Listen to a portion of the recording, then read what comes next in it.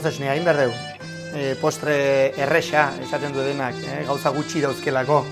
Baina, bueno, garrantzia izaten da, hain osagai gutxi duten postre hauetan garrantzia izaten da kalidadea. Orduan hortako, nola ez, iztu eta esnea erabili behar dugu.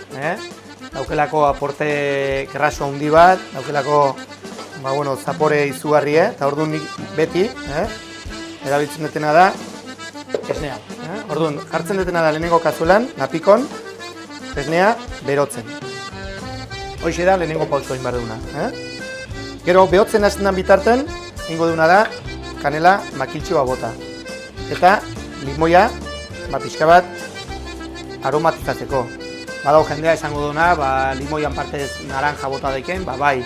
Badau jendea baita esango duna, kanelan partez, vainilla, baita ere. Eta badau jendea egongo duna, ez zainola asko gustatzen aromatizatzea esnea. Eta horientzako ere, baiezkoa da. Kuestioa da esne kalidadezko erabili, lapikon jarri eta irakiken hasten bitarten, nik kasu honetan pixkat aromatizatzen jartzen dut. Eta segidan, eta ez gramotan baizik, goilarakadatan, egingo diotena da arroza bota. Gaurkoan erabili baraten arroza arborio da. Arborio da kalidade, italiar bat eta kalidade oso ona dauke arroz esnea egiteko. Karnaroli ere bai, biak dute fekula asko erabiltzen da risotetako eta arroz esneentzako, ezin hobea. Eta nik erabiltzen ditutena da 2 litro esne bakoitzeko, 3, 4, 5, 6, 7 eta 8. Baridade hontako balima da, 8ekin nahikoa da. Balima da bomba eta igual pixka bat gehiago beharko luke.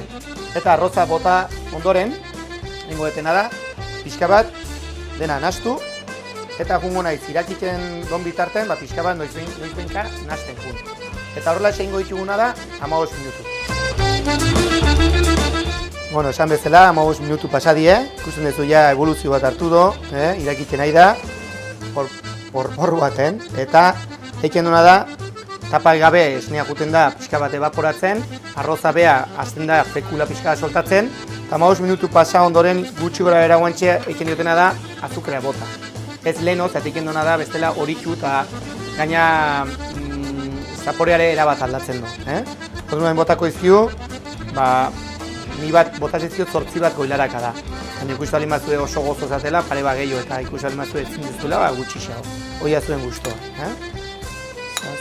Eta 8. Eta orain arte mugitzen haitu balimagea, orain bai dala oso garrantzitsua etengabe mugitzen haitzea. Zati bestela, azukre hori egiten da pixka bat behatu beran eta orain itzaten da momentu pixkat klabea. Orduan beste 5 bat minutu edukiko ditugu nahasten eta arroz esnea ja preste edukiko. Pasadi, denera 20 minutu, 20 minutu, 22 minutu, inguru hortan irauten do arroz esne on bat eken horrelako kalidadea sartzen diunen. Ikusiko zuen oso goxoa gehatzen da, oso erresa, sekreto guztik geakutxo ditugu. Oaingo duguna da zue itzali, eta lateratuko dugu zaziotxo bat, zue ikusteko. Hau ezak komeni oso lodiek gehatzea, zati gero, behare bai, loditxu iken da. Orduan, hau izango litzeke pixka bat testura zuek ikusteko, eta hoxe da gauz esne.